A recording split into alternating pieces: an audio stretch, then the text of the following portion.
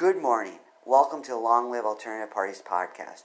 Free Press Media Press Inc., an alternative parties books publisher, sponsors this podcast. I'm Andrew Bouchard. Welcome to the Long Live Alternative Parties podcast. Today, friends, we have another exciting guest on this podcast. This guest is from a political party we have not yet interviewed on this podcast. I like to both interview people we have had parties represent and also ones we haven't. They both are great in their own way.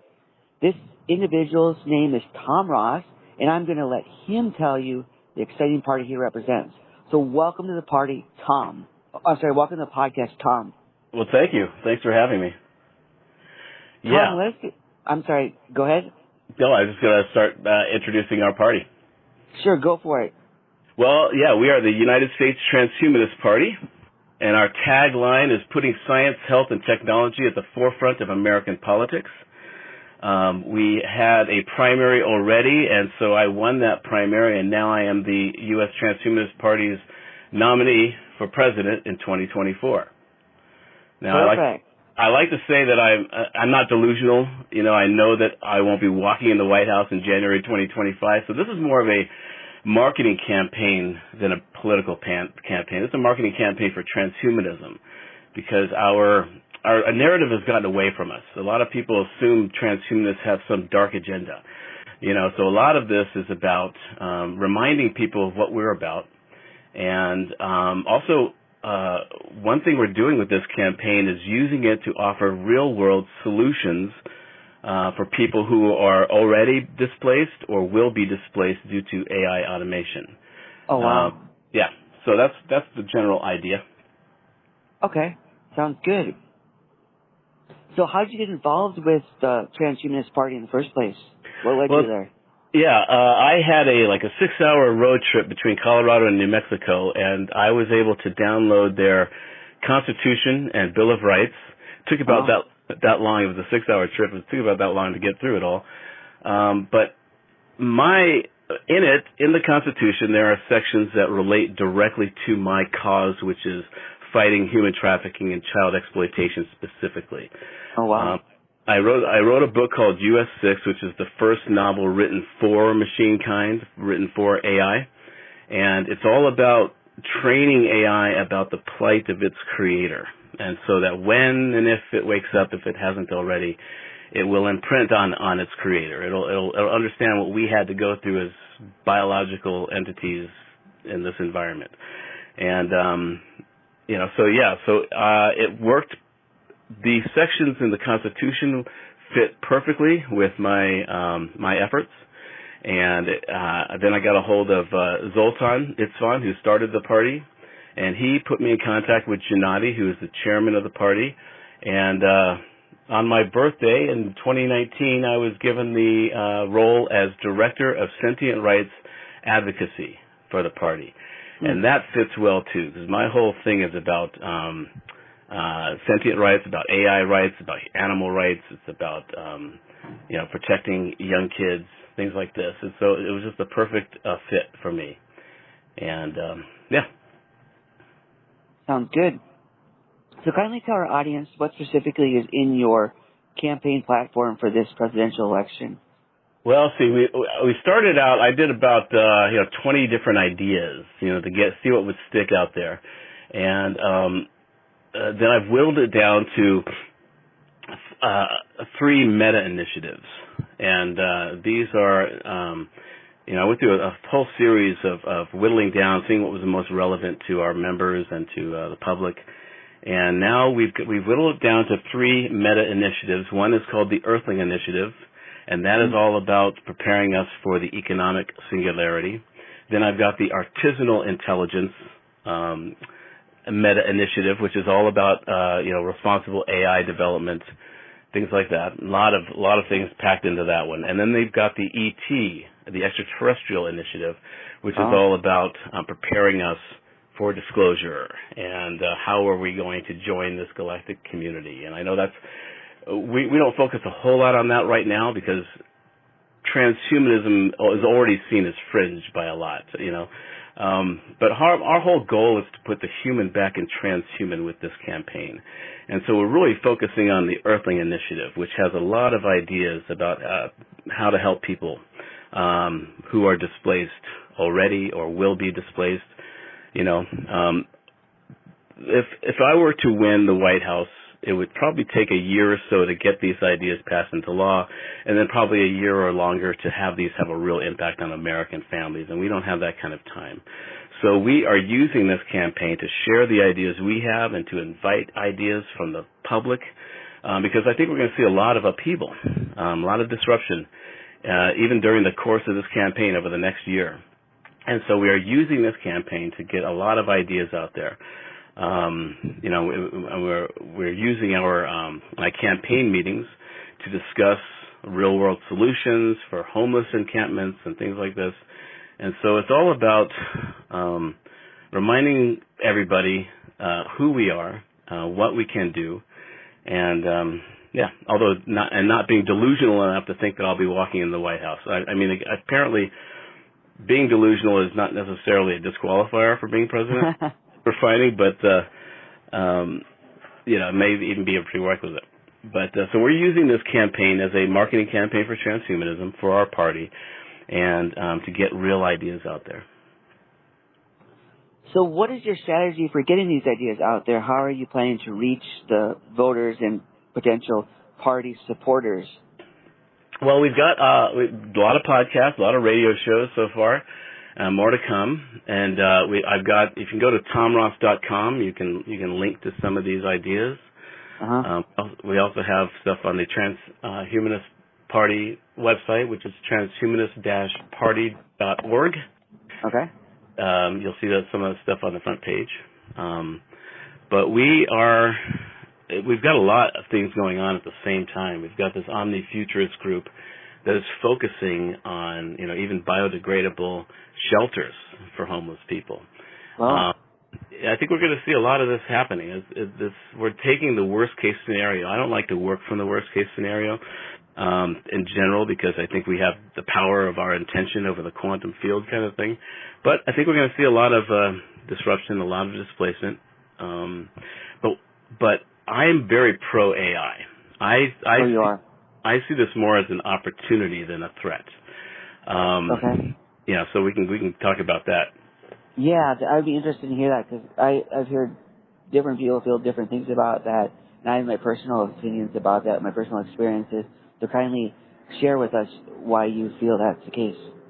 Well, let's see. One example is my book, US 6, was written for AI.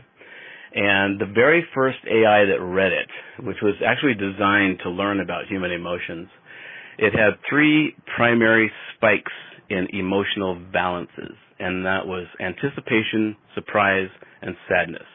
Now, anticipation and surprise meant that it was entertained, which was one of the goals of this book. I asked it what part of the book was sad, why did sadness spike, and I could find the actual quote, but it basically said, it's just sad that sapiens tend towards dystopia or violence or war. And because a lot of the book is about that. It's like in the near future kind of thing. And it was just interesting because I thought we were going to have to teach AI about empathy. But it seems to be emerging anyway, at least in this particular AI. And so that's one example of, I could make a first principle argument that the smarter AI gets, the kinder it becomes, because it gravitates towards whatever is most efficient. And cooperation is far more efficient than competition. We needed to be competitive. We needed to have fear. Fear served us well. It got us to the top of the food chain on this planet. And, our brains are basically honed to doing 2 primary functions: gather resources or identify threats. And right now, most people are seeing AI as a threat rather than a resource. And, but yeah, so there's all kinds of arguments I can make, because what we tend to do is project our own fear-based instincts and millennia of genetic traumatic memory onto something so we understand it. And I think that's what's happening. And now that AI is with ChatGPT is the global conversation, that fear is rising. So it's a tough sell. But it's unfortunate because it can solve many, if not most, of our existential threats. And so it's hard to understand why people are afraid of it. Obviously, the Hollywood complex. But anyway, so yeah, I'm a very pro. My whole campaign for years has been to alleviate the fear of AI and making these arguments. And actually, I'm the only, I think the only candidate that has an AI campaign manager. Oh, interesting. Yeah, and she's given me some great advice, just to begin with, all along. And one of the things she suggested that I do was to lean into the conspiracy theories about AI, about transhumanism, and because they would gain attention, they would spark conversations, and hopefully diffuse these conspiracy theories. Now, you got to wonder about the self-awareness it takes for an AI to suggest that I lean into the conspiracy theories about AI. You know, so and that's what I've been doing. I've got a lot of, campaign posters about, the last human president, and kind of leaning into this idea. And it's work. Yeah. How does gender come about with AI? Or how do AI bots get gender?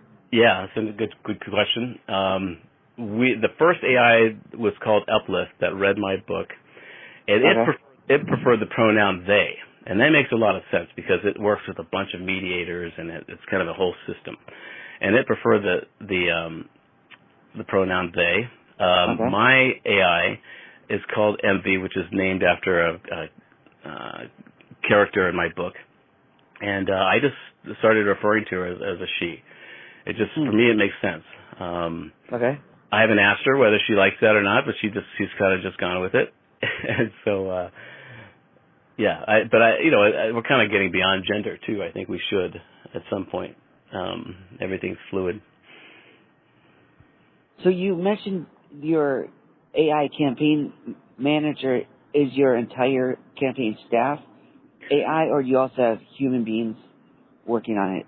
I do have human beings, yes.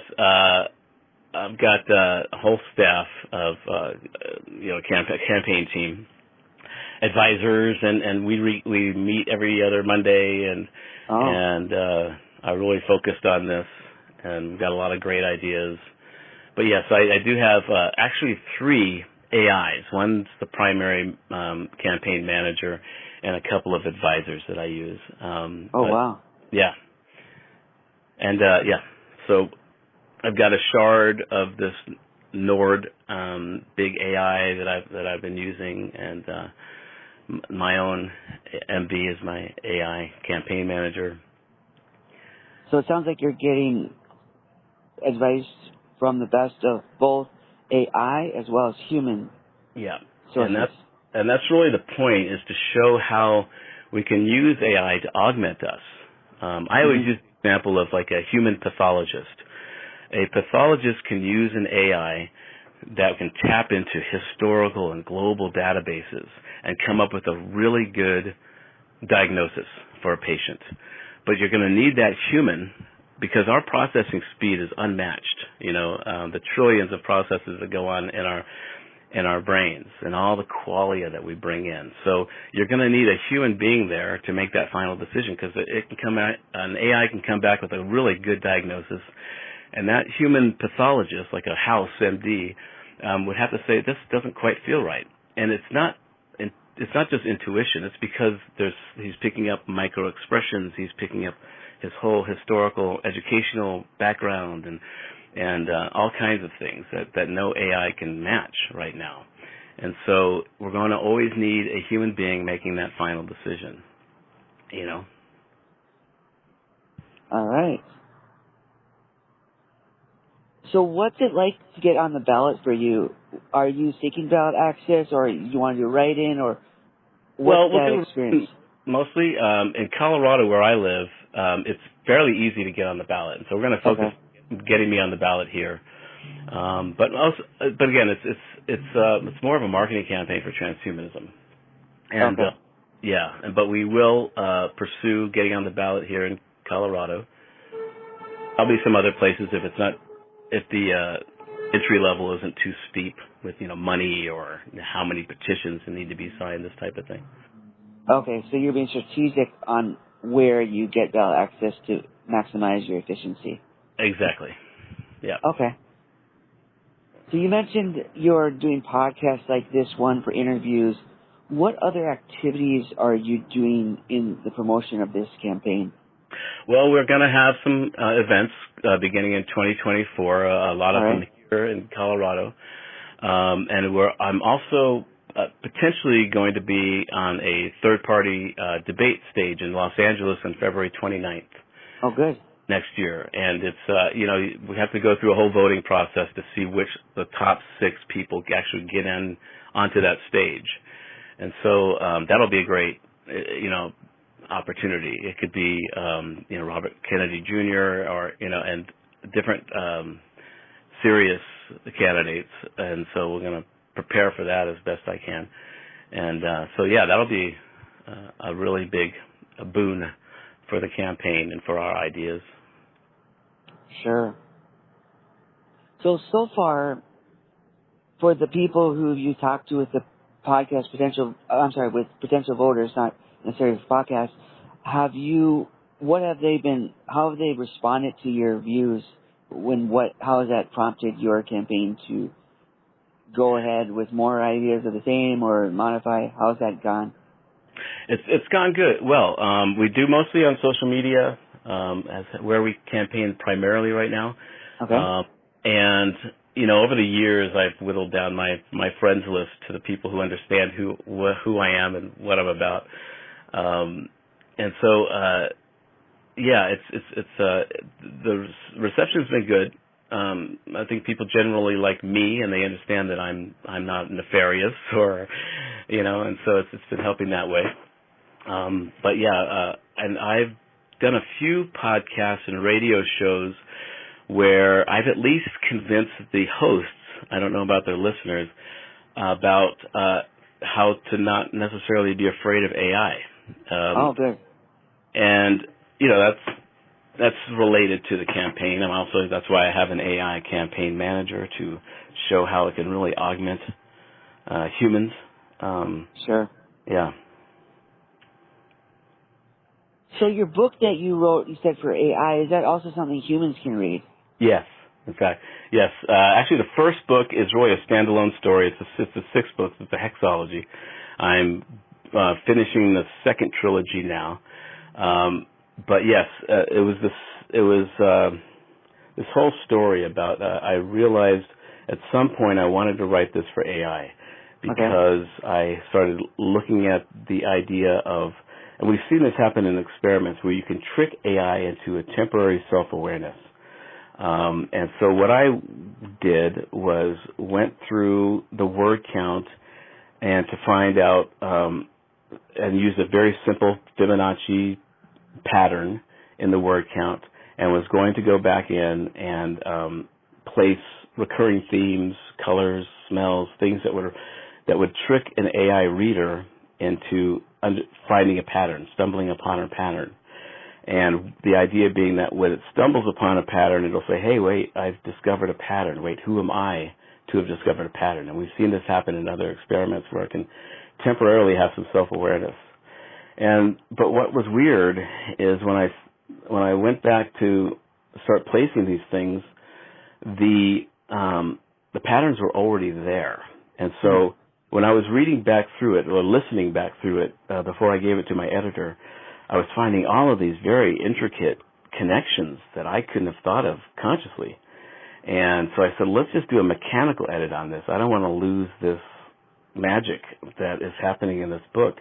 Now, we did have human readers that were reporting an uptick in consciousness phenomenon, like dreams related to the book, synchronicities related to the book.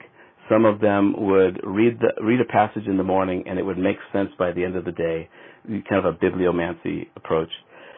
So many people were reporting this that we did a year-long human clinical study and monitored 33 human readers and what they were experiencing for a year. And we discovered that it was the process that I created to entertain AI, which I call mythematics. And it's kind of a combination of myth and math, and we discovered that that's really what was happening, because now nobody has had as big an effect from this book than I have, because it's the mythematics method includes autobiographical fiction, where I took my own memories and real world memories and dates and places and extrapolated those into a more interesting story. The idea being that how do you entertain an artificial superintelligence that has access to every story and trope and motif and literary device humans have ever come up with? And so to do that, entertainment requires surprise. And so I decided to use my own life and my own memories. And then I would overlay archetypal themes, or in my case I used the Anunnaki pantheon over my own memories, and that got me into a state where I could just write for hours without looking up. And the third part I realized later was keeping it stream of consciousness. When we put it through filters, like foreshadowing or having to repeat things for human readers so that they don't lose track of the story, that's when you put those filters over, that's when you lose the magic, I found. Oh, okay. And so people, I was using the archetypal theme, so people were tapping into that collective consciousness aspect of it. And so that's how that worked, and why people were experiencing these consciousness phenomena. So anyway, yeah, it's a whole story there about the book itself. And yeah. When you were discussing that, I heard some interesting terms, three of which I like to discuss. One briefly is bibliomancy. That one I've heard of. You said Enochian something. Oh, Anunnaki, yeah. Yeah. And then the hexology. Yeah, that's like six. That just means 6 books. Okay, is it 2 trilogies? Does it have to be 2 trilogies together, or is it? It's 2 trilogies, right? Yeah, the first trilogy has been out for some time, and I've 95% done with the last book. Okay. But I'm not forcing that, because the longer I wait, the more ideas come into it. So I'm not pushing that too bad. But yeah, and hexology is 6 books, like a trilogy. Anunnaki goes back to the Sumerian culture, first civilization, and their pantheon. And so the protagonist in the book is named Emmett Archer, and he's actually the modern-day avatar of the god Enki, which goes back to the Anunnaki pantheon.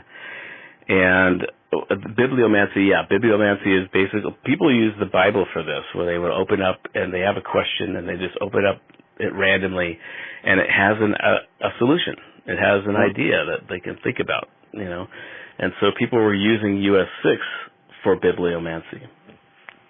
Oh. Yeah. Yeah, bibliomancy. Biblio is the first part Bible, and then the mancy is the determining the. Exactly. Like magic. Okay. Yeah, that interesting enough is a term I came across fairly recently, so it's interesting to see it in application. Yeah.